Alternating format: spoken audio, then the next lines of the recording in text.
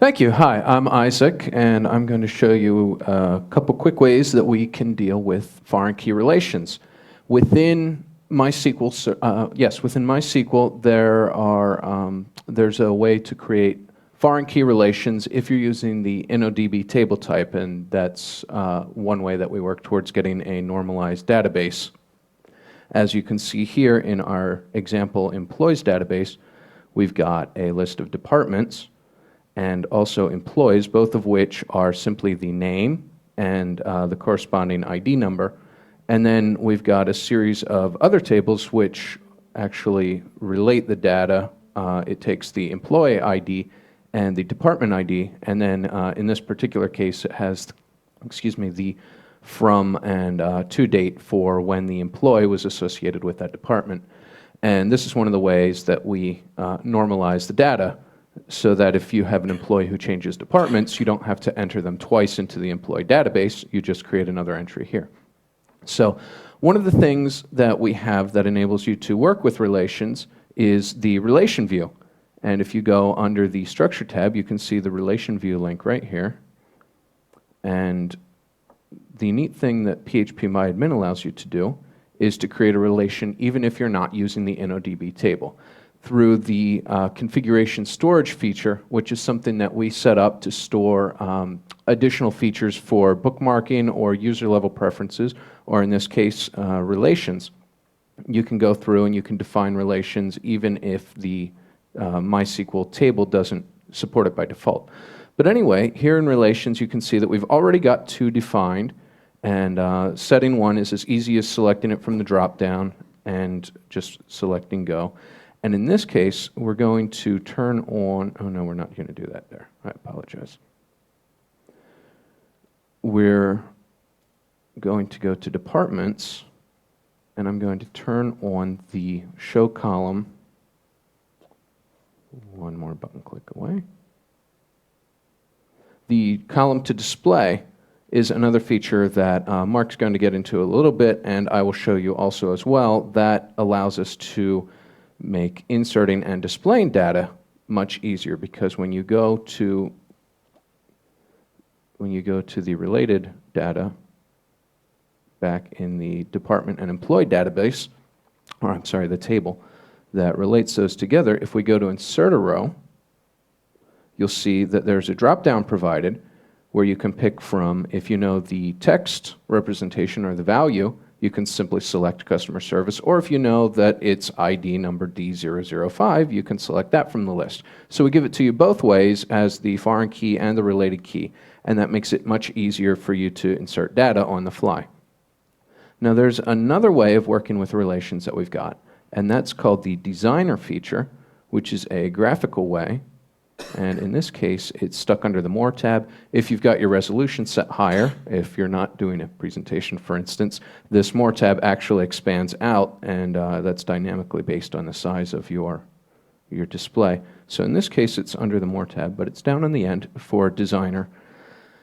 And when we open that up, that's going to give us a graphical representation of all of our relations in this database. And what you can do is move those tables around to a way that suits the way your data is displayed. For instance, I'm not interested in this log, so I'm going to minimize that and drag that out of the way. And now I've got a suitable representation of all of the relations between my database. And within this designer, if I want to save this later, all I have to do is hit save, and it saves the layout on that page. And so the next time I go into Designer, it'll save that specific layout. So anyway, when you want to create or remove a relation, it's quite easy. All you've got to do is, in this case, we'll remove this simply by clicking on the relation, and it pops up the little prompt if I want to delete a relation. And then to add a relation is as easy as selecting the Add button and then clicking between the two keys you want to relate. And in this case, it's asking me what I want to do if the foreign key is manipulated, and it didn't like that for some reason. So that's how you create the relation within the designer.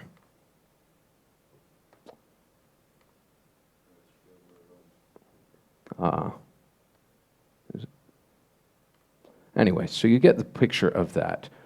Then the final thing that I'm going to show you about is the import and export coordinates. What we can do is take the coordinates directly from this designer view and move them to a page for export as a PDF or SVG or DIA graphic file. And we're going to create a new tutorial page here.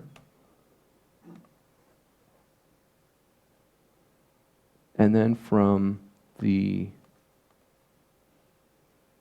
create a page and export to it. I thought that was selected. There we go. And then when we go back to the operations tab for that database, we're going to be able to export the entire database schema and the relation view as a PDF file. So here we're going to select the page that we just created, the tutorial. And once we select that, it's going to automatically fill in with all the coordinates in this text field. Now, I don't like typing the text field, and I have trouble visualizing those. So all I'm going to do is toggle the scratchboard, and it's going to bring up a graphical representation, again, very similar to the designer, and you can drag those around to match your page layout and how you wish to export the page. And as you drag those around, it's going to automatically update the X and Y coordinates in these text boxes. So let's say we're happy with that, and we're going to come down here and select the export type. As I said, you can export as several different vector graphics formats, but I find PDF the easiest for my purposes. And then if you're in a country that requires you to use letter or legal paper, you could select that there. We're just going to go PDF A4. And this is going to export for us, and I'll show you in just a moment that it gives you a very nice view of all of your tables and all of the, excuse me one second, it's going to give you an overview of each type of data that's represented in each table, and then it's also going to show you all the relations. So I'm going to switch back to this and zoom in a little bit so you can see. There is the table of contents, which shows you each table in the export here. And if you click on one, it scrolls you directly there. So when I click, when I zoom this in for you, you can see that the column shows, each column has the type, if there's a default, any extras, the comments, every bit of information you need to recreate this or to document your procedures. This makes it very easy to create a database and then see for documentation purposes what exists in the database. And then down at the very bottom, we've got the list of relations between each field, and so this creates a very nice display that you can document for future generations and see what your database looked like.